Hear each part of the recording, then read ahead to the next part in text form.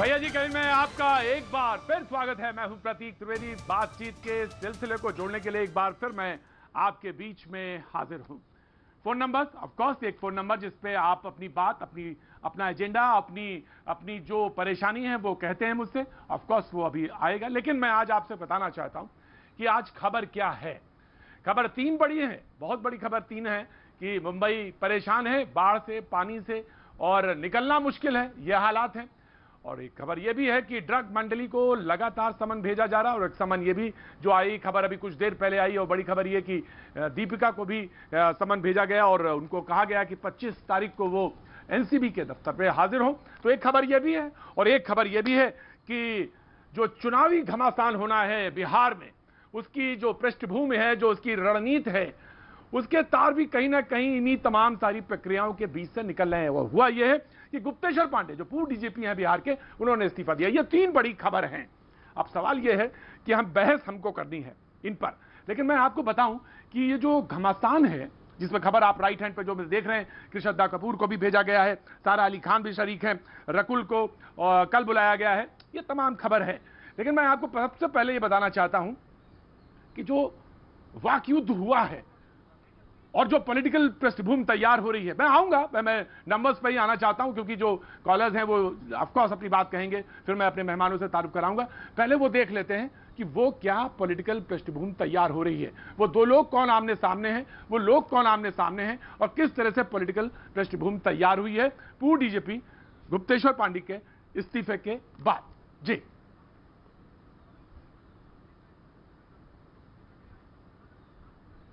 Continue कर सकता हूं। मुझे तो बहुत ही विवादित बना दिया गया।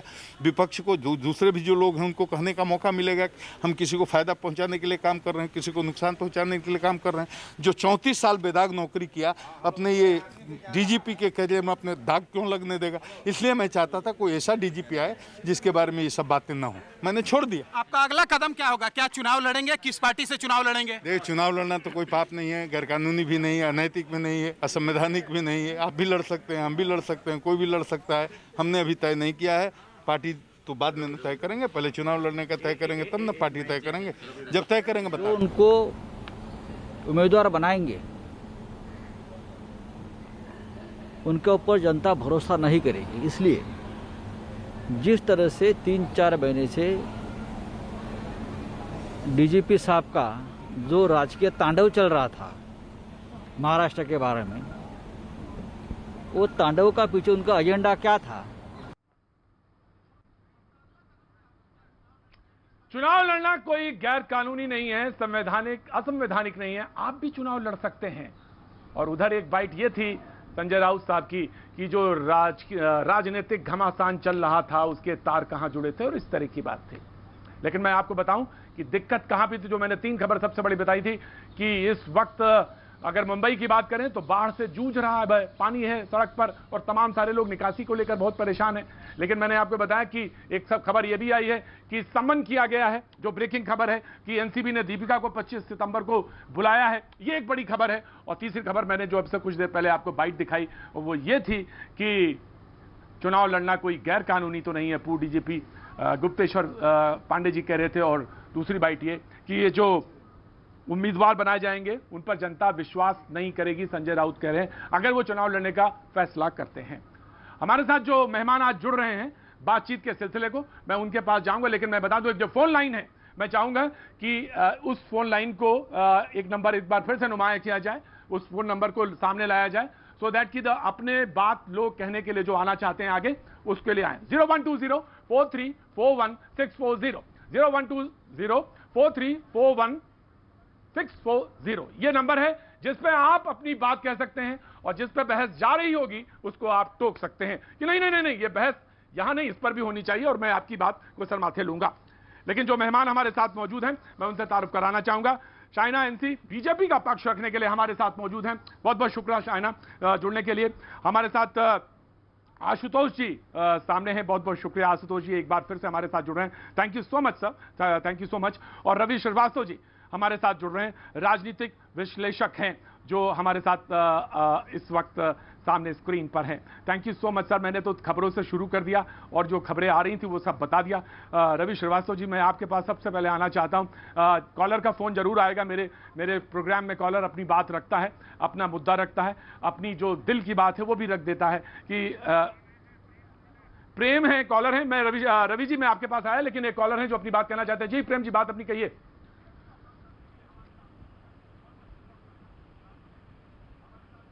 हेलो, सर आपको सबसे पहले प्रणाम। जी बात बोलिए, बात बोलिए। प्रतीक जी, सबसे पहले प्रणाम आपको सर, प्रणाम आपको।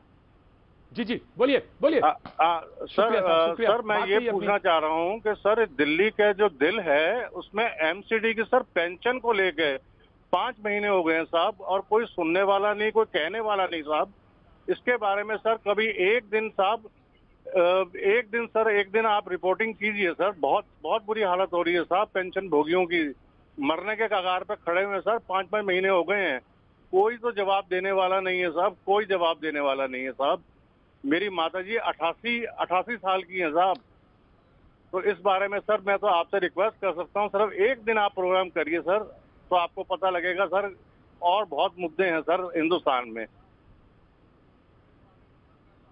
प्रेम जी मैं कोशिश करूंगा कि एक अपॉइंटमेंट लूं।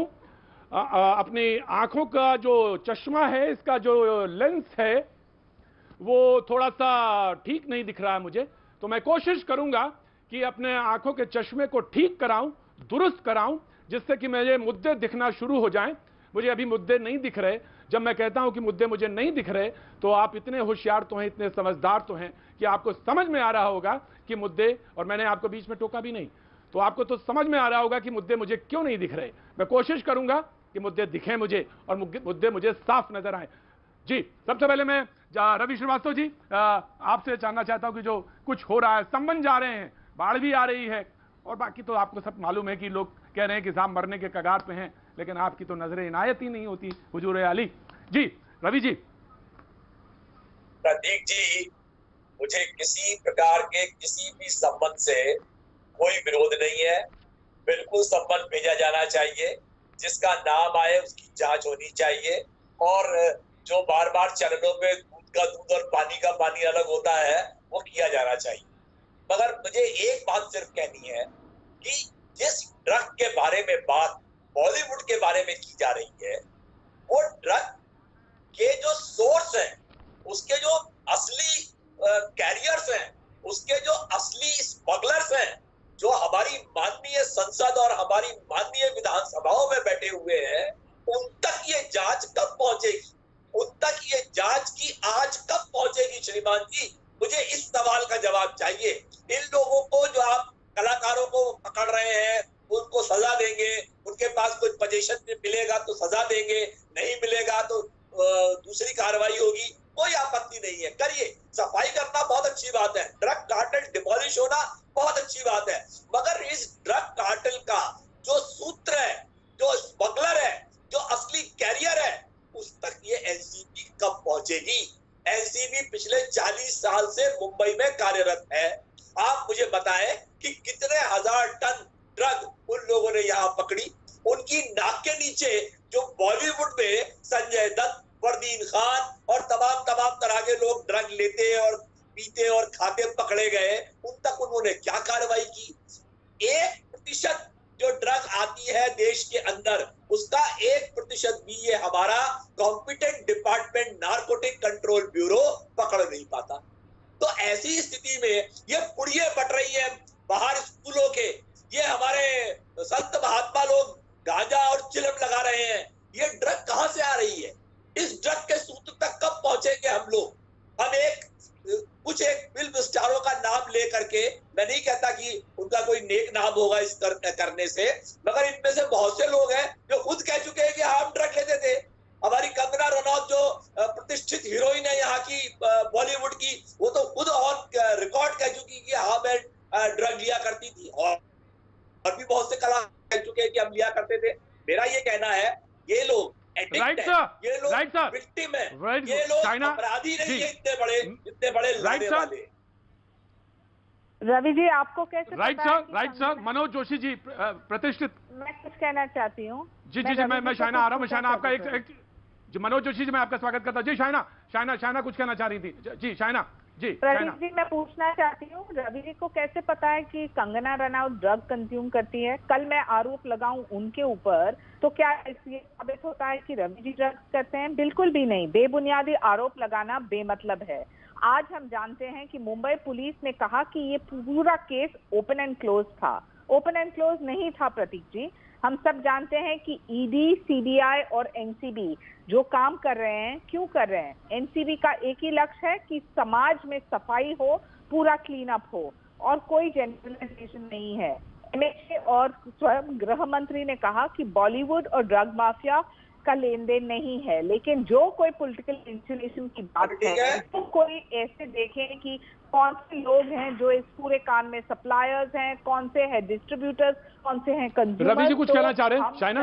शाइना रवि कुछ कहना चाह रहे हैं। मैं उससे पहले कॉलर के पास जाना चाहता हूं। ऑफकोर्स शाइना रवि कुछ कहना चाहते हैं, वेरी शॉर्ट, फिर मैं अपने कॉलर के पास जाना चाहता हूं। जी रवि। मुंबई पुलिस के केस की बात बाद में करूंगा। मैं पहले अध्यक्ष सुमन जो कंगना रनौत के पुरुष मित्र थे, बॉयफ्रेंड थे, उनका अपना सबमिशन 2016 का ऑन रिकॉर्ड है कि मैं और कंगना हम दोनों ड्रग्स लिया करते थे। मुझे इसमें कोई अपमानित होने वाली बात नहीं लग रही है, ये इसमें कोई बुरी बात भी नहीं है। भाई अपनी गलती को मान लेना कोई अपराध नहीं है शाइना जी, मगर उस गलती की सजा भुगतने के तैयार रहना चाहिए और उस गलती को करेक्ट करना चाहिए। ये जरूरी। जज भी आप, इन्वेस्टिगेटर भी आप, और आपकी प्रतिक्रिया सही है। हर डिबेट में आपने कहा आपको आपत्ति नहीं है मुंबई पुलिस से, हर डिबेट में आपने कहा आपको आपत्ति नहीं कि एफआईआर। आज भी आपत्ति नहीं है शाइना जी। मुंबई पुलिस को जो काम दिया गया वो कर रही है। आपको आपत्ति है तो आपका शासन था 6 साल तक, तब भी यही मुंबई पुलिस थी। हमारे शासन से आप रवि जी को और शाइना मैं आपको रोकना चाहूंगा। एक कॉलर हैं जो अपनी बात कहना चाहते हैं। जी अनवर जी दिल्ली से हैं। जी अनवर जी बोलिए, अपनी बात बोलिए। जी अनवर जी बोलिए। प्रतीक जी नमस्कार। मैं आपसे ये कहना चाहता हूँ ये बॉलीवुड में कोई नई बात नहीं है। नमस्कार। मैं एक गुजारिश करना चाहूंगा। प्लीज तकल्लुफ में ना फंसे, अपनी बात सीधे कहें और बात सामने रखें। जी अनवर जी सीधी बात कह रहा हूँ। मैं कहना चाहता हूँ कि बॉलीवुड में कोई नई बात नहीं है जी। वहाँ यहाँ औरतों का शोषण भी शुरू से ही होता है और ड्रग्स भी ली जाती है। पहले गांजा और अफीम ली जाती थी, अब ये नया हीरोइन और नए नशे आ गए हैं, सबको मालूम होता है। लेकिन आज मुद्दा यह है कि बगैर विपक्ष की पार्लियामेंट चल रही है, सारा विपक्ष बाहर है, उसके बारे में कोई बात नहीं हो रही। सारा किसानों के ऊपर सारा विपक्ष बाहर बिल पास कर लिया गया बगैर वोटिंग के, उसके बारे में आप बात करिए ना। बिल्कुल, किसानों के बारे में बात होनी चाहिए। आशुतोष जी और हमारे साथ वरिष्ठ पत्रकार राहुल देव जी भी जुड़े हैं, ये दोनों लोग इस बात को सुन रहे हैं, बीच में आएंगे, लेकिन मैं मनोज जोशी जी के पास जाना चाहता हूं। मनोज जी अभी एक कॉलर थे, अब कॉलर है कोई उसने अपनी एक धारणा बनाई है और धारणा बना के वो सीधे आपके सामने रख रहा है और वो कह रहा है कि शोषण तो पहले से भी होता आ रहा। हालांकि ये मेरी अपना व्यू पॉइंट नहीं है, प्रोग्राम ओपन है और उसमें अपनी बात कहने के लिए हर आदमी इसमें ओपन है। लिहाजा मैं आपके पास आना चाहता हूं और बोला ये नई चीज नहीं है, जो होता आ रहा है वही कंटिन्यू हो रहा है और सफाई हो रही है, और जब सफाई हो रही है तो किसी को परेशानी क्यों हो रही है? मनोज जी। देखिए, सबसे पहले तो मैं ये कहूंगा कि हमारी कला के माध्यम से राष्ट्र की और राष्ट्र की संस्कृति की गरिमा को बढ़ाने की हर कलाकार की जिम्मेदारी है, और हमें गर्व है कि हम कला के माध्यम से राष्ट्र को सांस्कृतिक योगदान जो प्रदान कर रहे हैं, सभी ये हिंदी फिल्म इंडस्ट्री के हो, थिएटर के हो या कोई भी हो, सभी कला प्रांत के लोग करने का हमें मौका मिला है। ये हमारा कर्तव्य है और ये गर्व की बात है। हमें पता है, हम सबको पता है कि हम रोल मॉडल्स हैं, चाहे वो हीरो हो, स्टार हो, कैरेक्टर एक्टर हो या कोई भी हो। तो ये हमारी जिम्मेदारी होनी चाहिए कि ये हमारा अनुकरण करते हैं, और सबसे ज्यादा जिम्मेदारी हमारी है। ये हमें गंजेड़ी नशेड़ी होकर और ABCD से लेके Z तक जो भी ड्रग्स के नाम है, मुझे पता नहीं है, जो भी है वो यहां आ रहे हैं, वो सबसे पहले साफ होने चाहिए। वो किसी भी क्षेत्र के हो, वो चाहे नेता हो, अभिनेता हो या कोई भी हो। उससे आने वाली पीढ़ी बर्बाद हो रही है, और कितनी केसेस हैं। ये सफाई, और सबसे ज्यादा ये सफाई बहुत जरूरी है। और ड्रग्स ट्रैफिकिंग जो है उस पर बिल्कुल रोक लगनी चाहिए, इसमें कोई दो मत नहीं है, और वो लगना ही चाहिए। मैं एक बात ही बताऊंगा कि भगवान महावीर को उनके शिष्य ने बताया, पूछा कि अधःपतन का क्या कारण है भगवान, तो मुक्ति के लिए क्या करना चाहिए। भगवान महावीर ने एक बात कही कि ये कमंडल है, बहुत बड़ा है, भारी वजनदार है, ये नदी में रखो ऐसे, हाँ ये डूब जाएगा। तो उसने कहा नहीं, ऐसे नहीं डूबेगा, तो एक काम करो, उसके दाहिनी ओर एक छिद्र करो, तो क्या वो डूबेगा। उसने कहा हाँ, और अगर बाई ओर करोगे तो कहे हाँ डूब ही जाएगा। महावीर भगवान ने यह कहा कि एक बात याद रखो, हमारा शरीर और हम जो कर्म करते हैं वो हमारा कमंडल है। दाई और बाई ओर अगर छिद्र होता है, ये छिद्र ही है, ये ड्रग्स का नशा, और ये नशे से हम किसी भी लक्ष्य प्राप्ति को और नहीं बढ़ सकते, कितने भी बड़े हो। आज जो भी नाम आए हैं, जिनको भी समन भेजा है, वो सबको इंक्वायरी के लिए तो जाना ही पड़ेगा। आज इतनी पराकाष्ठा करके, स्ट्रगल करके इतनी लाइफ बनाते हैं, सब कुछ बनाते हैं, लेकिन हमारे स्वास्थ्य रूपी धन और हमारा लक्ष्य रूपी धन अगर बर्बाद हो रहा है, तो इस ड्रग्स का क्या फायदा है ये लेके, और हम आने वाली पीढ़ी को भी बर्बाद कर रहे हैं। इसलिए मुझे लगता है कि एज एन एक्टर, सांस्कृतिक धरोहर के जो हमारी जिम्मेदारी है इसको नो बोलने की, और मैं स्ट्रांग विरोध करता हूं इस बात का कि जो भी आ रहा है आज, ये चीज शुरू हुई सुशांत के हत्या से, और वहां से लेके ईडी ने वो उसी केस को छानबीन करने के लिए सीबीआई एनसीबी लगी हुई है, और यहां तक भी आया, ये ड्रग्स तक पहुंचा है मामला। मैं आ रहा हूं रवि जी, संतोष है महाराष्ट्र से, बिल्कुल होनी चाहिए। संतोष है महाराष्ट्र से, आपका साथ महाराष्ट्र से संतोष है, उसके बाद में आशुतोष जी आपके पास आता हूं। हेलो पलटिक भैया जी, हेलो जी बोलिए सर, नाम अपना सवाल पूछिए सर, सवाल कहिए, अपना मुद्दा कहिए, अपनी बात कहिए, तकल्लुफ मत करिए, अपनी बात कहिए जी। हेलो, मेरा मुद्दा ये है, हेलो आवाज आ रही, हेलो जी सर आ रही है, तो मेरा जी आ रही है सर, आ रही है, आवाज आ रही है। तो मेरा मुद्दा ये है, तो ये जो किसान है अभी, ये बारिश से सब फसलें खराब हो गई, हर एक किसान रो रहा, लाले पड़ गए किसानों को, सब कर्जे के अंदर डूब गए। ये जो पैसे वाले लोग हैं, इनकी ये ड्रग मंडली ये वो कर रहे, इनके तरफ ध्यान खींच रहे हो, ये अभी इधर किसान मर रहे, इसके ऊपर किसी का ख्याल नहीं है। हमारी तो सोचो, कुछ ना कुछ बोलो इनको। सर आप कहाँ से बोल रहे हैं सर? महाराष्ट्र से कहाँ से बोल रहे हैं आप? संतोष जी महाराष्ट्र में कहाँ से बोल रहे हैं? अकोला से, महाराष्ट्र अकोला से। अकोला से बोल रहे हैं आशुतोष जी, अकोला। बहुत बहुत शुक्रिया। मैं एक बात आपसे कॉलर से कहना चाहता हूं, आप मेरा नाम ना लें, भैया जी ना कहें, बिल्कुल सीधे अपनी बात मुद्दे की कहें तो ज्यादा बेहतर होगा, क्योंकि टाइम बहुत कीमती है ना। आशुतोष जी जी देखिए प्रतीक जी, आप मेरे मित्र भी हैं और हम लोगों ने सामने स्पष्ट साथ हमने काम भी किया है, तो इसलिए मैं जो बात कहूंगा उसका बुरा मत मानिएगा। मुझे लगता है कि हम सब लोग जो इस डिबेट में आज हिस्सा ले रहे हैं, हम सब लोग दरअसल एक अपराधी की भूमिका में हैं, और अपराधी की भूमिका में इसलिए है क्योंकि हम लोग वो काम कर रहे हैं जो हमें नहीं करना चाहिए।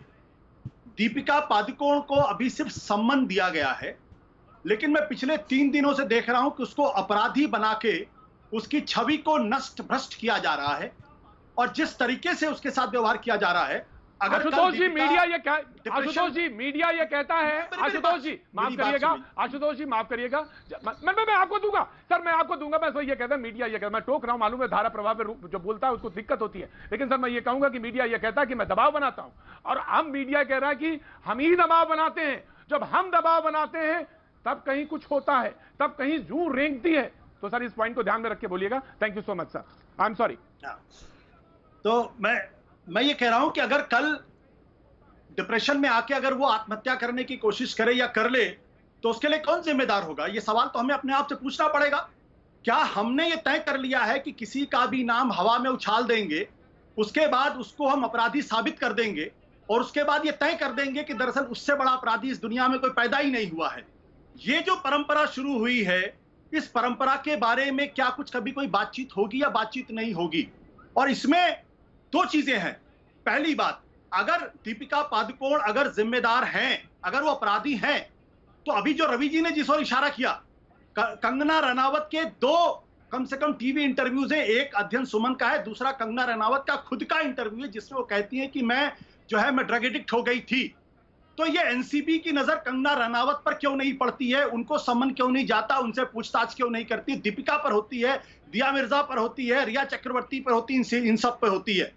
दूसरी बात, मैं एक बात जानना चाहता हूं कि आज मेरी बातचीत हुई एनसीबी के पूर्व चीफ से, बीवी कुमार साहब से, जिन्होंने मुझे कहा कि जिस तरीके से ये खबरें लीक की जा रही हैं, दरअसल ये मोस्ट अनप्रोफेशनल तरीका है और एनसीबी कभी खबरें लीक नहीं करता है। इसका मतलब यह है कि खबरें जानबूझकर लीक की जा रही हैं। 2017 के व्हाट्सएप के जो डिटेल्स हैं वो लीक किया जा रहा है। क्या सवाल पूछे जाएंगे वो लीक किया जा रहा है? उन्होंने कहा कि ये जिस तरीके से लीक किया जा रहा है, इससे इन्वेस्टिगेशन पूरी तरीके से बर्बाद हो जाएगा, क्योंकि जो लोग वाकई में जिम्मेदार हैं वो अलर्ट हो जाएंगे और वो सबूतों को मिटाने की कोशिश करेंगे। अब मेरा सवाल ये है, क्या एनसीबी के चीफ राकेश अस्थाना को इस बारे में जानकारी है कि वो कौन सा ऑफिसर है जो इस तरीके से डेली लीक करके इन्वेस्टिगेशन को कमजोर कर रहा है? और अगर राकेश अस्थाना को जानकारी नहीं है, क्या देश के गृह मंत्री अमित शाह इस बात का कॉग्निजेंस लेंगे कि जो पल पल टीवी चैनल्स पे लीक की जा रही खबरें, इन खबरों के पीछे लीक करने वाला वो अफसर कौन है? वो अपराधी अफसर है दरअसल जो खबरों को लीक कर रहा है, और क्या उसके खिलाफ कार्रवाई होगी? क्योंकि अगर एनसीबी की यह जांच अगर डिरेल हो जाती है, अगर कोई नतीजा नहीं निकलता है, तो वो ऑफिसर जिम्मेदार होगा जो खबरें लीक कर रहा है। और अगर कार्रवाई नहीं होती है तो मैं मान के चलूंगा कि दरअसल ये टारगेट किलिंग है, सुपारी किलिंग है, बॉलीवुड को कंट्रोल करने की कोशिश की जा रही। बहुत सही, बहुत सही। Thank you sir. पहली बात तो ये कि पत्रकार वो नहीं जो बात का बुरा मान जाए, पत्रकार वो नहीं जो सवाल ना पूछे, पत्रकार वो नहीं जो स्थिरता के साथ, बैलेंस के साथ अपने व्यू पॉइंट को ना रखे। पत्रकार ही नहीं, वो तो कुछ और हो गए। जो हमने आपके साथ काम किया, राहुल जी और शाइना हमारे साथ बैठी हैं। पहले मैं शाइना शॉर्ट आंसर आपको चाहूंगा, क्योंकि आशुतोष ने दो बातें कही, सुपारी किलिंग वाली बात कही जिसको कि मैंने विरोध किया था उस दिन भी, और मैं आज भी विरोध करता हूं। सुपारी किलिंग शब्द मंजूर नहीं है, नहीं है, नहीं है। आप सवाल देंगे, उसके बाद मैं राहुल जी आपसे भी आऊंगा कि कौन लीक कर रहा है, क्या ये वाला सवाल है और ये पत्रकारिता का कौन सी मिसाल है? शाइना, देन राहुल जी।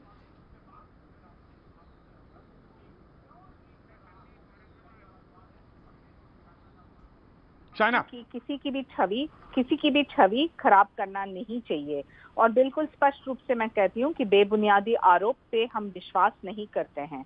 लेकिन इस पूरे केस से क्या निकला प्रतीक जी? पहले तो ऑटोप्सी रिपोर्ट में डेथ का टाइमिंग नहीं, दूसरा एफआईआर दर्ज नहीं, तीसरा जब सवाल पूछो तो सवाल का जवाब नहीं। स्वाभाविक रूप से सुप्रीम कोर्ट ने सीबीआई, ईडी और एनसीबी को ये केस दिया, लेकिन जो ड्रग का खुलासा उठा उसमें बहुत सारे ऐसे पहलू, देखिए मेंटल हेल्थ और उसके लिए साइकाट्रिक ड्रग जो प्रिस्क्रिप्शन निमित्त आता है, और consumption of cocaine, marijuana, hash, weed, ये जितने भी आपको देखने मिले हैं, ये बहुत ही गंभीर है, क्योंकि ये एक पूरा ट्रेल है। और ये ट्रेल को खत्म करने के लिए हम बिल्कुल, यानी कि भारतीय जनता पार्टी चाहती है कि सच्चाई और सफाई दोनों हो। एमएचए और गृह मंत्री ने स्वयं कहा कि नो जनरलाइजिंग। शाइना मैं आ रहा हूं, शाइना मैं आपको रोकना चाहूंगा, शाइना मैं रोकना चाहूंगा।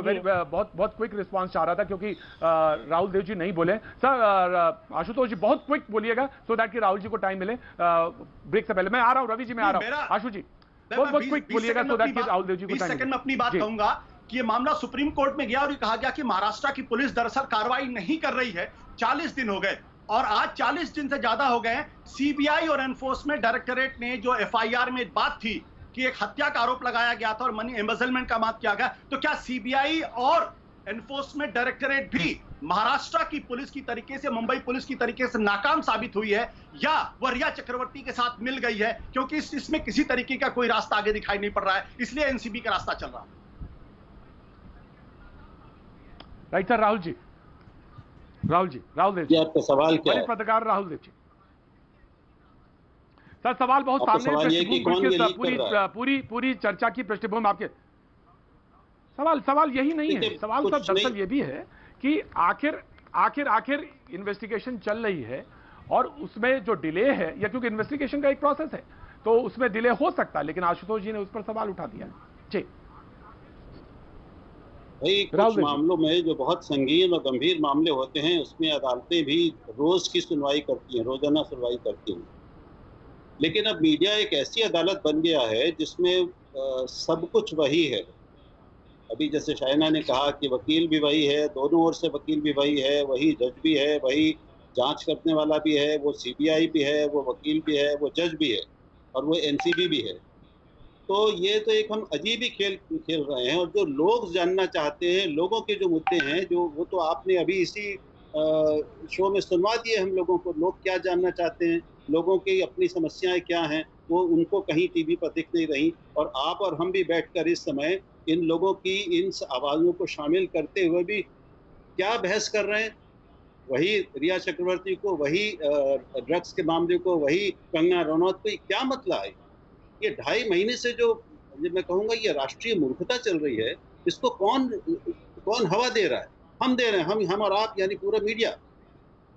और अब कुछ सच्चाइयाँ ऐसी हैं, अचानक होता क्या है कि जब ड्रग्स नाम की कुछ चीज़ें ऐसी हैं जो जिससे कोई बड़ा आदमी जुड़ जाए तो हम सब बहुत परम नैतिक हो जाते हैं, हम धर्मोपदेशक बन जाते हैं। जैसे अभी एक सज्जन बोल रहे थे, जो हमारे दैनिक जीवन की सारी देश में सच्चाइयाँ हैं, देश में नहीं दुनिया में भी सच्चाइयाँ हैं, वो अचानक गायब हो जाती हैं। हम अचानक एक राम राज्य में चले जाते हैं जहाँ पर किसी भी तरह की नैतिक फिसलन सब किसी को अपराधी बना देती है। और ये बहुत बड़ा सवाल है कि भाई चैनलों पर जिस तरह से सारे के सारे व्हाट्सएप जो पूरे संवाद हुए हैं वो आ रहे हैं, ये कहाँ से आ रहे हैं, कौन इनको जारी कर रहा है? और बिल्कुल सही सवाल उठाएगा कि समन जारी करना ये अपराधी होने का सबूत कब से हो गया?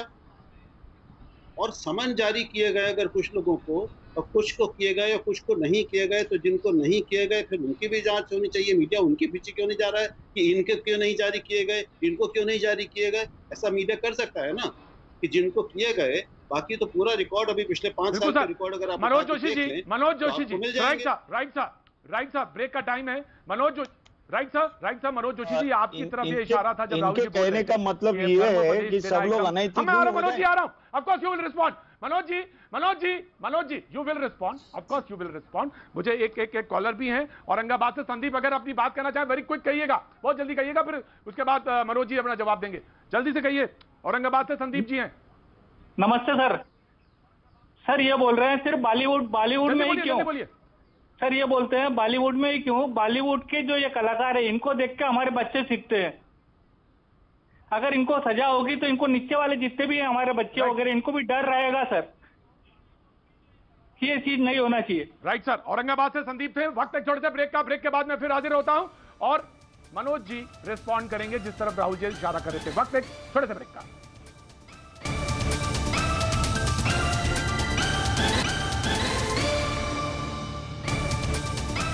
भैया जी कहीं में आपका एक बार फिर स्वागत है। बातचीत के सिलसिले को आगे बढ़ाने के लिए एक बार फिर मैं हाजिर हूं आपके बीच में।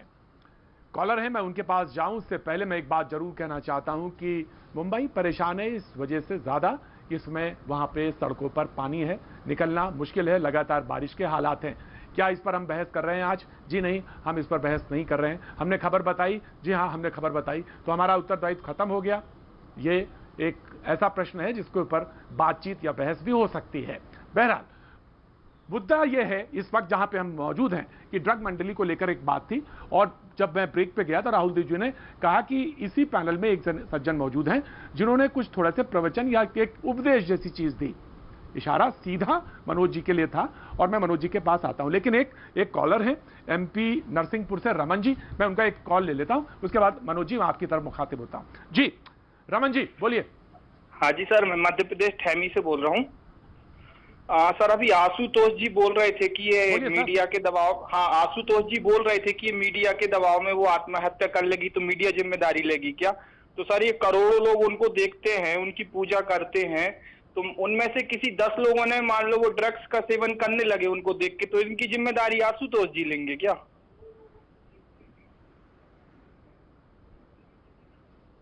जी, जनता के बीच की और जनता की आवाज और जनता की आवाज जब आती है पैनल के पास या पूरे देश तक तो कुछ ऐसा ही होती है। बहुत सारी बातों के बीच में उन्होंने बात कही।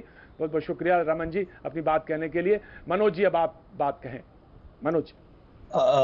नमस्कार। मेरे मित्र राहुल जी ना, उन्होंने कहा, नैतिकता पर सवाल उठाया कि नैतिकता इस देश की धरोहर है, इस देश की संस्कृति है। 4 वेद से लेके असंख्य नीतियां, पुराणों से लेकर सब कुछ, ये इस देश की नींव है। और राम राज्य की कल्पना तो महात्मा गांधी ने भी की थी, उनका भी स्वप्न था। तो राम राज्य होना कोई बुरी बात नहीं है। और उपदेश नहीं दे रहा हूं, ये तो फैक्ट है। एंड बी माई सेल्फ, मैं भी इस इंडस्ट्री की एक फैकल्टी हूं। किसी पर आरोप नहीं है, आरोप किसी पर सिद्ध भी नहीं हुआ है अभी तक। लेकिन ये जो सारा चला वो एक एक्टर सुशांत सिंह का हत्या हुई, आत्महत्या है, क्या है, उसकी इन्वेस्टिगेशन से उसके पिताजी ने कंप्लेन की, उसके हवाले से वो जिसको भी पकड़ा, वो रिया को पकड़ा। उसके बाद में ईडी की इंक्वायरी आई, सीबीआई अंदर आई और रिया को पकड़ा। उसके व्हाट्सएप मैसेजेस से पता चला इससे एनसीबी आई। ये तो एक तपास का एक भाग है और उसके तहत ये पता चला। और ये ड्रग्स के सारे लिंक्स जो हैं वो पता चले और उसमें सबके नाम आ रहे हैं। वो सिद्ध होना बाकी है, लेकिन ये तो तपास की प्रक्रिया है। और अगर एक कलाकार होने के नाते अगर मैं ये मानता हूं कि लोग मेरे को आइडल मानते हैं तो मेरी भी कुछ जिम्मेदारी है ना। और इस देश की नींव है नैतिकता और संस्कृति, और इसलिए मैंने कहा सर, ये आप उससे मुंह कर नहीं सकते। रवि जी मैं आपके पास आ रहा था, पर राहुल जी आप रिस्पॉन्ड करना चाहते हैं या मैं या रवि जी के पास जाऊं? राहुल जी आप रिस्पॉन्ड करना चाहते हैं? नहीं, इसमें कोई ऐसी बात नहीं है। ये सब इस देश के बारे में जानते हैं। इसका मतलब ये नहीं है कि दुनिया के दूसरे देश अनैतिक हैं या वहाँ पे नैतिकता पर जोर कम। मैंने दूसरे देश को अनैतिक कहा है नहीं, आप केवल जो इस देश पर जोर रहता है ना कि हाँ नेचुरली, क्योंकि मेरे देश की संस्कृति हजारों साल पुरानी है। अरे महाराज, 400 साल पुरानी नहीं है सर। उस संस्कृति से थोड़ा बहुत परिचय मेरा भी है। नैतिकता की बात की इसलिए मैंने ये विषय कहा सर। प्लीज, मैं ये कह रहा हूँ कि ये विषय तथ्यों और एक दूसरे संदर्भ में देखने का है। इसको नैतिक और इस तरह के संदर्भों में देखने से हमें बचना चाहिए, उससे कुछ हासिल नहीं होता। अब आपने नैतिकता की बात की और हमारे कई जो मित्र भी पूछ रहे हैं, सवाल कर रहे हैं, एक फोन पर भी जिन लोगों ने कहा कि जब खुलेआम, पहली बात है कि कोई भी ड्रग्स खुलेआम नहीं लेता। जिनके भी नाम आए हैं या नहीं आए हैं, या जिनके जो कभी अपराधी साबित हो चुके हैं, कोई खुलेआम ड्रग्स लेता हुआ नहीं पाया गया जिससे लोग बच्चे प्रभावित हो जाएं। लेकिन खुलेआम शराब पीना, खुलेआम सिगरेट पीना, ये बहुत आम है हमारे समाज में। उसका ज्यादा बुरा असर पड़ता है हमारे बच्चों पर और पूरे समाज पर। तो उस पर हम मतलब इतना है कि ड्रग्स नहीं, उससे कुछ नहीं। मैं इसका मतलब आप ड्रग्स की पैरवी कर रहे हैं। एक मिनट, आप ड्रग्स को बढ़ावा दे रहे हैं। कोई पैरवी नहीं कर रहा हूँ, एक उसको संदर्भ में रख रहा हूँ आपके सामने। लेकिन मैं जो सवाल उठा रहा हूँ वो ये है कि भाई एक ही समय अचानक एक दिन सारे चैनलों पर जो इस मामले में लगातार इसको कवर कर रहे हैं और सब कुछ छोड़कर सबको एक साथ वही व्हाट्सएप संदेश मिल जाते हैं। सब एक साथ उनको एक्सक्लूसिव होने का दावा करते हुए वही बता रहे हैं कि उसने ये लिखा, फलां ने ये लिखा, फलां ने ये लिखा। ये कहाँ से आ रहे हैं? ये क्या सब सीबीआई हो गए हैं या एनसीबी हो गए हैं? जाहिर है कि इन सबको ये खबरें दी जा रही हैं। ये सारे संवाद व्हाट्सएप की ये दिए जा रहे हैं। क्यों दिए जा रहे हैं? कौन दे रहा है? क्या इस तरह से जांच होती है? क्या जांच तो होनी ही चाहिए हर चीज की, हर कोण की जांच होनी चाहिए। लेकिन ऐसी जांच जिसमें सीबीआई, ईडी, ये सारे गुप्त जांच करने वाले विभाग हैं। ये खुली सार्वजनिक सुनवाई नहीं करते हैं। पुलिस ने काम तो जांच की गोपनीयता, मुझे कुछ बोलना जांच की गोपनीयता का कहाँ, गोपनीयता को कौन भंग कर? अरे आप क्या बात कर रहे हैं सर? सर आप क्या बात कर रहे हैं? क्योंकि मुंबई पुलिस ने तहकीकात नहीं की, क्योंकि अगाड़ी गवर्नमेंट ने ऐसे इंसुलेशन करके कहा ओपन एंड क्लोज केस है, इसलिए सुप्रीम कोर्ट को सीबीआई, ईडी, एनसीबी को लाना पड़ा। और आप बात कर रहे हैं कि गुप्तनीय, हम कोई स्पर्धा में नहीं है कि किसने ज्यादा खराब किया है। मैंने तो आपको देखिए चाइना जी, मैं इसकी राजनीति में जा ही नहीं रहा हूँ। या कोई नेतागण हो, कहीं भी किसी को सब मुझे खत्म करने दीजिए, शरण देने की बात मैं आपको दूंगा है। और मैं सबसे बाद में बोल रहा हूँ, आप कितनी बार बोल चुके हैं। लक्ष्य ये रहा है सत्य में राजनीति कहाँ से आ गई इसमें, क्यों आ गई राजनीति आई है? क्योंकि आप बोल रहे हैं कि ये गुप्तनीय मैंने तो कोई उल्लेख भी नहीं किया। मनोबल बंद मत कीजिए, खत्म मत कीजिए। एजेंसीज की मनोबल जो है आप उनको कमजोर कर रहे हैं ऐसे स्टेटमेंट देके। गुप्तनीय है, चाइना वो प्रक्रिया की बात कह रहे हैं, चाइना वो प्रक्रिया की बात कह रहे हैं, कुछ नहीं किया। क्या बात चाइना वो प्रक्रिया की बात कह रहे हैं। इस बहस को आप इस बहस को कहाँ ले जा रहे हैं? इसमें महाराष्ट्र सरकार, मुंबई पुलिस और ये सब कहाँ से आ गए? मैं तो एक सीधी जांच की बात कर रहा हूँ। कोई भी जांच इस तरह की गोपनीय जांच होती है, उसमें हर चीज खोल नहीं दी जाती। रोज प्रेस कॉन्फ्रेंस करके ट्रस्ट को नहीं बताया जाता कि आज हमने ये सवाल भेजा, आज हमारे पास ये तथ्य आए। ऐसा नहीं होता। सीबीआई ऐसा नहीं करती, ईडी नहीं करती और एनसीबी नहीं करती। उस जांच की प्रक्रिया की गोपनीयता का क्या किया जा रहा है? अभी कौन उसको खंडित कर रहा है? मैं ये सवाल उठा रहा हूँ। आप उसको राजनीति में ले जा रही हैं। Right sir, right sir, right sir. Dehradun से अजय हैं। सर आ रहा हूँ, रवि जी आ रहा हूँ, रवि जी मैं आ रहा हूँ, चाइना में आ रहा हूँ सर आ रहा हूँ, मैं आ रहा हूँ, रवि जी आ रहा हूँ।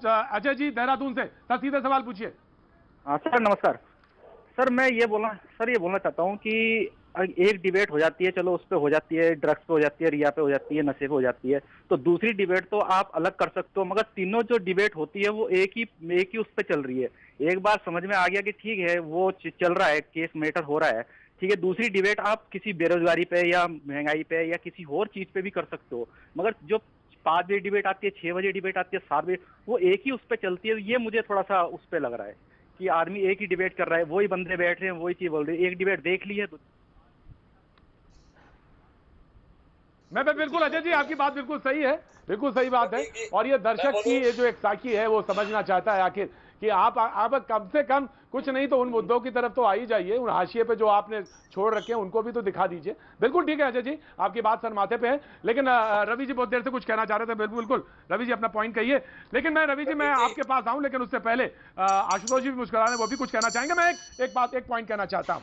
गुप्तेश्वर पांडे जी ने इस्तीफा दिया और उन्होंने कहा कि चुनाव लड़ना क्या अपराध है।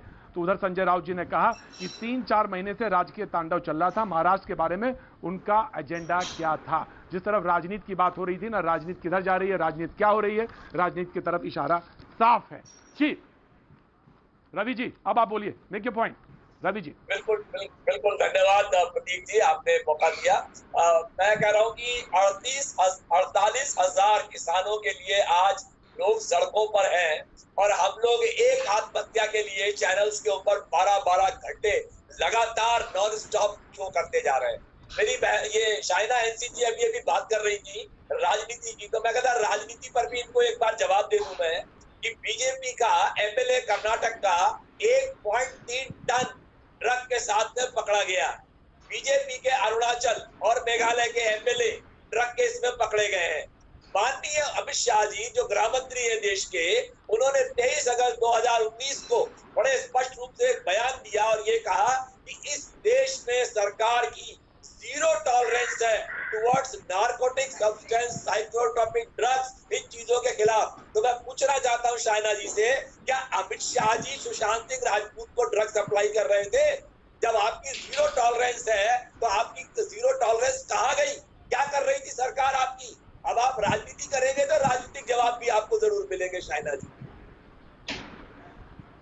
सवाल ये उठता है जवाब देंगी, लेकिन मुझे एक कॉलर हैं जिन्होंने शाइना मैं आप ही के पास आ रहा हूँ। शाइना मैं आप ही के पास आ रहा हूँ। मेरे एक कॉलर हैं जिन्होंने प्रोफेसर हैं यूनिवर्सिटी में, उन्होंने कहा है कि प्रतीक जी आज आपने डिबेट में बैलेंस नहीं रखा है और शाइना अकेली हैं और बाकी उनकी तरफ 3 हैं। मैं प्रोफेसर आपको जवाब देना चाहता हूं। ये जितने आपको राहुल देव जी, आशुतोष जी के बारे में आप कह सकते हैं कि उन्होंने पॉलिटिक्स करी, तो उनके बारे में आप अपनी बात रख सकते हैं, लेकिन राहुल देव जी के बारे में तो आप बिल्कुल, और रवि जी के बारे में तो आप बिल्कुल नहीं कह सकते। ये पत्रकार हैं और मुझे मालूम है पत्रकारिता का धर्म मैंने इन्हीं से सीखा। बाकी नाउ शाइना विल रिस्पॉन्ड। जी शाइना रिस्पॉन्ड करिए। देखिए रवि जी जो है उनका एक स्पष्ट एजेंडा है जो मुंबई पुलिस को तहकीकात करनी चाहिए थी, उन्होंने नहीं किया। उन्होंने क्राइम स्क्वाड को कार्डन ऑफ भी नहीं किया, उन्होंने ऑटोप्सी रिपोर्ट में डेथ का टाइमिंग भी नहीं लिखा। इसलिए इस एजेंसी की आवश्यकता थी सीबीआई, ईडी और शायना जी, ये और मैं स्टोरी मानती 1.5 हूँ महीने कि वो पुरानी हो काम गई कर रहे है। हैं। देखिए ये स्टोरी 1.5 महीने पुरानी हो गई है। अब आप बताएं कि जो 3 एजेंसी आई उन्होंने क्या किया? आप चाहते हैं क्या कि ड्रग्स को खत्म किया जाए समाज से? आप पहले एक सवाल का जवाब दीजिए। नहीं, पहले आप एक चाहते बताइए आपकी उन्होंने 45 दिन में ईडी और जो एनसीबी और सीबीआई ने क्या कार्रवाई की वो बताइए। एक भी देखिए जो कार्रवाई हो रही है पब्लिक रिकॉर्ड में नहीं है। आप मुझे तो ये सारी जो खबरें आ रही है रवि जी, आप चाहते हैं कि ड्रग आप चाहते हैं कि ये ड्रग कंस्पिरेसी थ्योरीज खत्म हो या ना हो? आप सिर्फ बोलिए, आप चाहते हो या नहीं चाहते हो? आप चाहते हो तो तहकीकात तो होने दीजिए। जो काम मुंबई पुलिस ने नहीं किया वो काम ये 3 एजेंसीज कर रही है। जो काम मुंबई पुलिस को करना चाहिए था वो नहीं कर पाई, क्षमता नहीं थी, इसलिए ये 3 एजेंसीज हैं। आप सलाह देते जाए अपने आप को। तो आप एक एनआईए की जांच और बिठाइए इसके अंदर, एनआईए भी आना चाहिए। आपका सुझाव आशुतोष जी हंस रहे हैं। एक और आशुतोष जी हंस रहे हैं।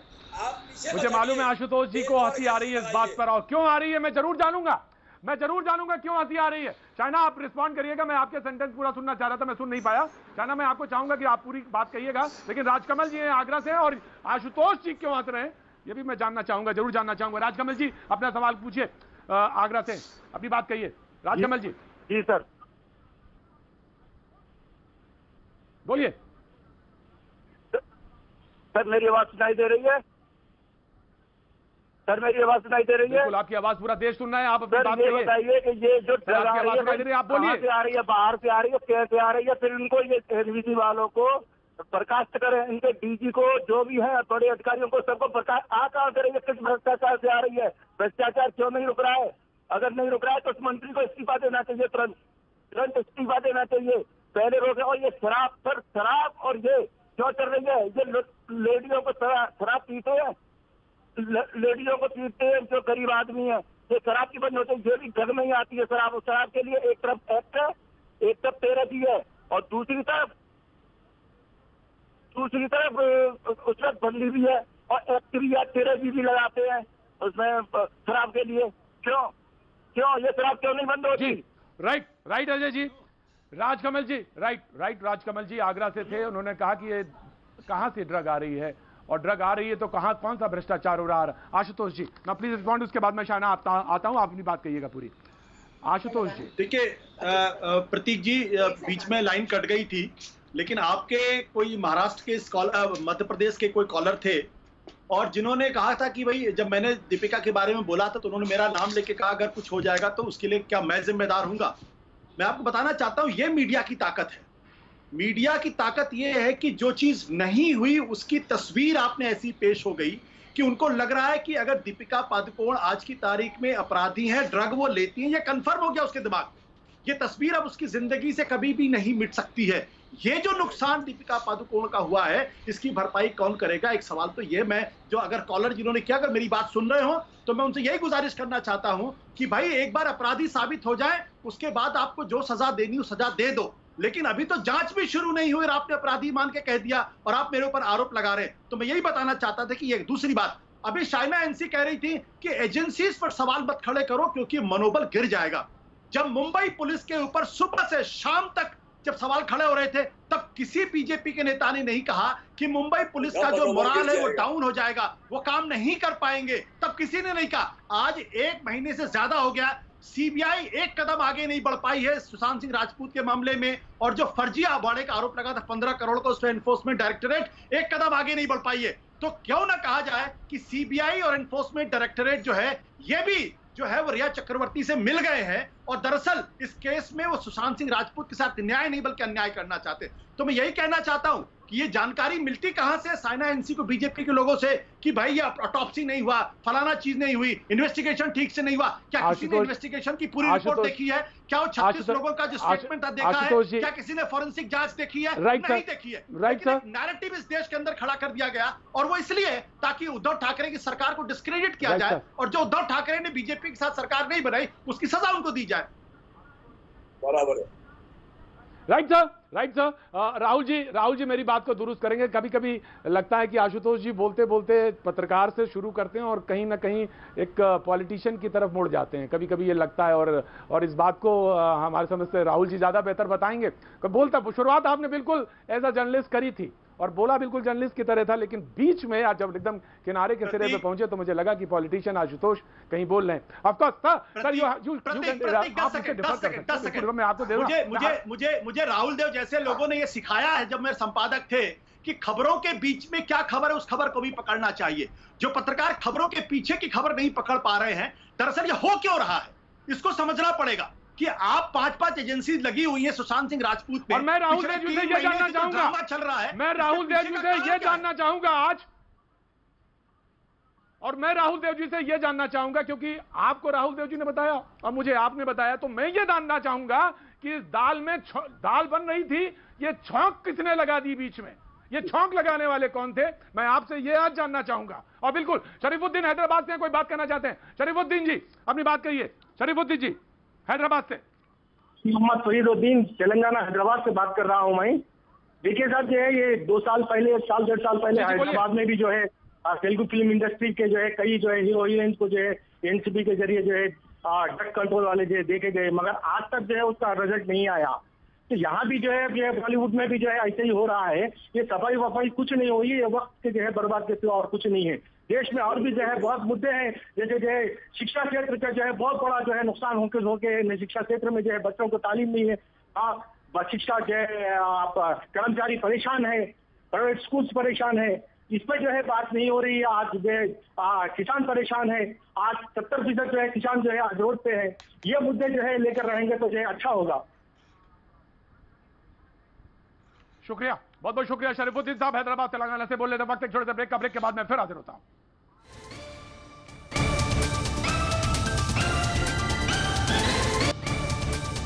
भैया जी कहीं में आपका एक बार फिर स्वागत है। आपके लिए नंबर लगातार बना हुआ है। इस नंबर पे आप अपना मुद्दा, अपनी बात, अपना एजेंडा कह सकते हैं।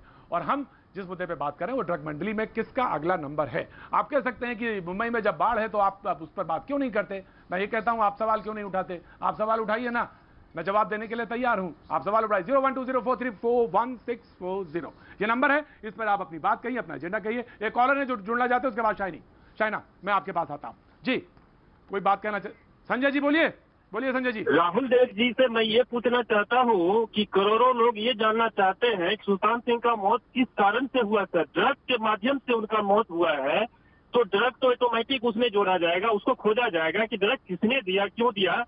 तो खास करके राहुल देव जी से मैं पूछना चाहता हूँ, वरिष्ठ पत्रकार है, तो वो बताए कि किसी के घर का कोई सदस्य जब मर जाता है तो क्या वो पहले जो है उसका जानने का भी अधिकार नहीं है उसको कि वो कैसे मरा, मेरा बेटा, मेरा भाई कैसे मरा।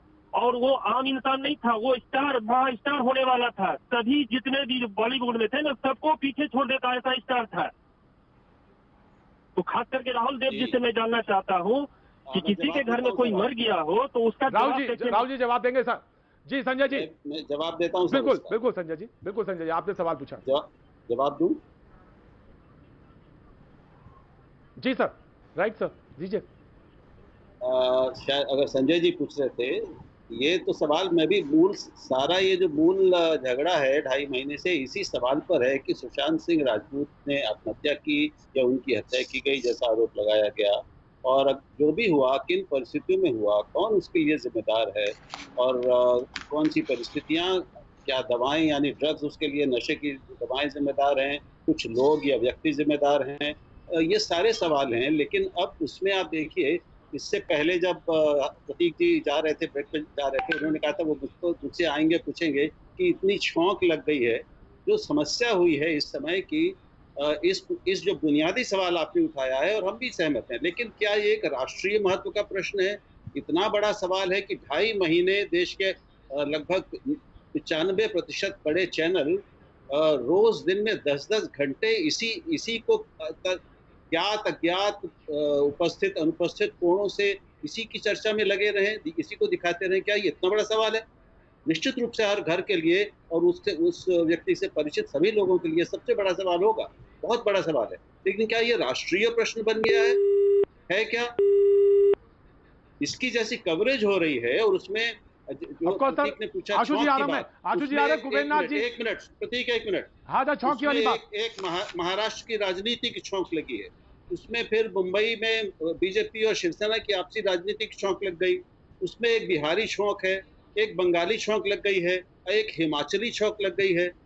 तो ये कितनी तरह की छौंकें उसमें लग गई हैं कि अब वो दाल तो कहीं दिख नहीं रही, केवल छौंक ही छौंक के स्वाद अलग अलग आ रहे हैं और अब दाल गायब हो गई है। यानी वो मूल सवाल जो आपने उठाया, और वो तभी होगा जब इस चकाचौंध और इस मूल सवाल आपने जो उठाया, मूल सवाल था सुशांत को न्याय मिले, मूल सवाल था सुशांत को न्याय मिले, ये मूल सवाल था। लेकिन दाल गायब है, छौंक दिखाई दे रही है। आशुतोष जी आप रिस्पॉन्ड करिएगा। जी जी बिल्कुल सर, बिल्कुल सर। कुबेरनाथ जी सवाल पूछना चाहते हैं दिल्ली से, कुबेरनाथ जी। जी हाँ जी नमस्कार सर। हेलो, बोलिए सर, बोलिए सर, बोलिए। मैं सर यहाँ रहता हूँ, दिल्ली में रहता हूँ सर।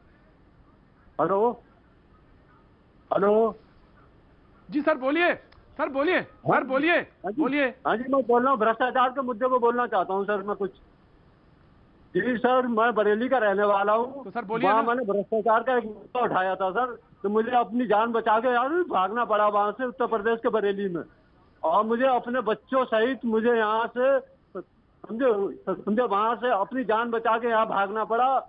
और मैंने पूरे बरेली जिले के जितने आला अधिकारी थे सारों से शिकायत की मैंने। उसके बाद मैं लखनऊ भी गया जनता दर्शन में, उसके बाद मेरे पूरे परिवार की हत्या हो जाती। तो मैं वहाँ से 2 साल हो गए आज मुझे, लगभग यहाँ पर 1.5 साल हो गए, और मैं वहाँ से जब पूरे परिवार को बचा के और सामान छोड़ के भाग आया हूँ। राइट सर, और बताइए मेरी क्या मदद हो सकती है? राइट सर, मुझे रिस्पॉन्ड करने दीजिए।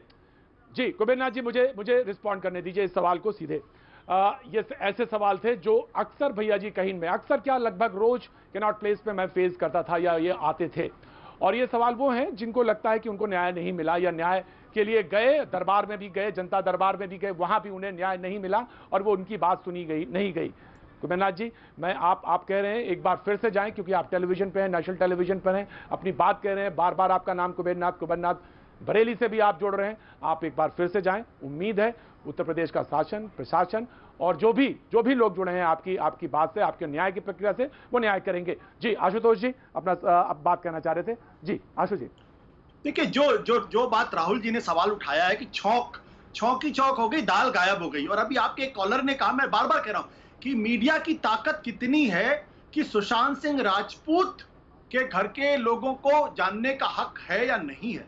बिल्कुल जानने का हक है, लेकिन मैं सवाल ये पूछना चाहता हूं कि जब केंद्र सरकार से पूछा जाता है कि कितने किसानों ने आत्महत्या की, तो क्या उन किसानों ने, जिनके परिवार वालों को जानने का हक है या नहीं है कि क्यों वो उनके घर के आदमी ने आत्महत्या की, और क्यों उसका डेटा सरकार के पास नहीं होता? क्या ये सवाल नहीं है? और क्या जब इस देश के अंदर लॉकडाउन लगता है, उसके बाद जब लोग अपने घरों की तरफ जाते हैं, जब सवाल से पूछा जाता है सरकार से कि भाई कॉम्पनसेशन क्यों नहीं दिया गया, तो बताया ही जाता हमारे पास उसका कोई डेटा नहीं है। इस देश के अंदर अनएम्प्लॉयमेंट का कोई डेटा नहीं है। तो क्या जिस परिवार के लोग अनएम्प्लॉयड हैं और जिनके लोगों अनएम्प्लॉयमेंट की वजह से अगर किसी ने आत्महत्या की है, तो क्या उनके परिवार को जानने का हक नहीं है कि क्यों हुआ? तो सवाल बहुत महत्वपूर्ण है। लेकिन एक ऐसी तस्वीर इस देश के अंदर पिछले 2.5 महीनों के अंदर छाप दी गई है कि सुशांत सिंह से बड़ा मुद्दा इस देश के अंदर कोई है ही नहीं। आप रोज 1 लाख कोरोना के मरीज हो, उस पर बहस नहीं होनी चाहिए। यहाँ की इकोनॉमी 23.9% नेगेटिव हो जाए, उस पर बहस नहीं होनी चाहिए। और अगर चीन भारत के अंदर घुस जाए तो सरकार कभी नहीं मानेगी चीन भारत के अंदर घुस कर, उस पर बहस नहीं होनी चाहिए। और किसानी का मुद्दा है या बेरोजगारी का मुद्दा, उससे बहस नहीं होनी चाहिए। तो इसलिए मेरे दोस्त जिन्होंने सवाल पूछा है उनको भी सोचना चाहिए। सुशांत सिंह जितने आपके प्रिय उतने मेरे भी प्रिय हैं, लेकिन क्या सुशांत सिंह का मुद्दा इस देश के अंदर कोरोना के मुद्दे से, अर्थव्यवस्था के मुद्दे से, चीन के मुद्दे से, किसानी के मुद्दे से, बेरोजगारी के मुद्दे से बड़ा है? और इतना बड़ा है कि 2.5 महीने तक टेलीविजन चैनल जो है वो लगातार इस पर बकबक करते रहे। क्या ये इतना बड़ा मुद्दा हो गया है? अगर इतना बड़ा मुद्दा है तो फिर चाइना एनसी इस पर सवाल देना चाहिए। देखिए, ये मुद्दा चाइना एनसी जवाब देंगे। उसके बाद क्या टेलीविजन के लोग क्या मूर्ख हैं?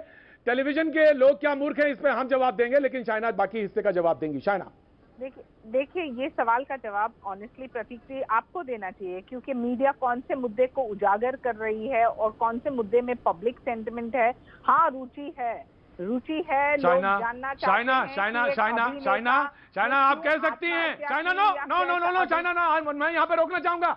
चाइना, मैं आपको रोकना चाहूंगा। चाइना, आप ये कह सकती हैं एज अ पॉलिटिकल पार्टी, आप कह सकती हैं कि मैं उस मुद्दे पे नहीं आऊंगी। बहुत सारे मुद्दे पे कांग्रेस भी कह देती है, बहुत सारे मुद्दों पे बीजेपी भी कह देती है कि इस मुद्दे पे हम नहीं बोल रहे हैं। अगर आप अपनी तरफ से इनिशिएटिव लेते हैं तो हम भी आगे आते हैं। आप सही बोल रहे हैं, राइट। चाइना नाउ यू जब एक अभिनेता जो एक टैलेंटेड एक्टर है, अफसोस से उनकी आत्महत्या होती है या अबेटमेंट या मर्डर, और आपको पता ही नहीं, और मुंबई की सरकार और मुंबई पुलिस कहती है कि ओपन एंड क्लोज केस है, जो किसी को विश्वास नहीं होता है, तो ऑब्वियसली पब्लिक सेंटिमेंट और रुचि रहेगी कि पता तो करो कि क्या हुआ इस पर्टिकुलर केस में, कैसे गुजर गए सुशांत सिंह राजपूत, क्या हुआ था दिशा सलियान को, कौन से ऐसे लोग हैं जो शरण दे रहे हैं ये ड्रग माफिया को। ये पब्लिक जानना चाहती है। मैं नहीं बोल रही हूँ कि अन्य मुद्दे पे फोकस मत कीजिए, फोकस कीजिए हर एक मुद्दे पे, क्योंकि हम मानते हैं कि अकाउंटेबिलिटी और कम्युनिकेशन ये एक लक्ष्य रहा है मोदी जी का। और रवि जी जवाब दे दीजिए। सर मैं आ रहा हूँ। रवि जी जवाब दे दीजिए। रवि जी जल्दी से जवाब, टाइम खत्म हो रहा है। जी एक सवाल का जवाब दीजिए, कब तक, जब बड़े बड़े मुद्दे आज देश के सामने मुंह आए खड़े हुए हैं, जब देश बेरोजगारी, किसानों की समस्या, चाइना कोरोना से जूझ रहा है, तो हम कब तक सुशांत सिंह राजपूत की हत्या या आत्महत्या पर चर्चा करते रहेंगे और कितनी देर तक करेंगे? मैं मुद्दे को गौर नहीं बता रहा हूँ। मुद्दा जो जिनके घर का बच्चा गया है उनके लिए जरूरी है, हम भी मानते हैं इस बात को, पर कितना और कब तक? लेकिन सर पब्लिक सेंटिमेंट को क्या है? ऑफ कोर्स सर, क्या पब्लिक सेंटिमेंट को आप गिरा देंगे? पब्लिक सेंटिमेंट लोग जुड़े सर, लोग जुड़े तब हमारे ऊपर भी प्रेशर है सर। लोग जुड़े सर। आशु बिल्कुल, Ashutosh 5 second Ashutosh 5 second, television की मजबूरी समझिएगा। 5 सेकेंड सर आशुतोष, 5 सेकेंड।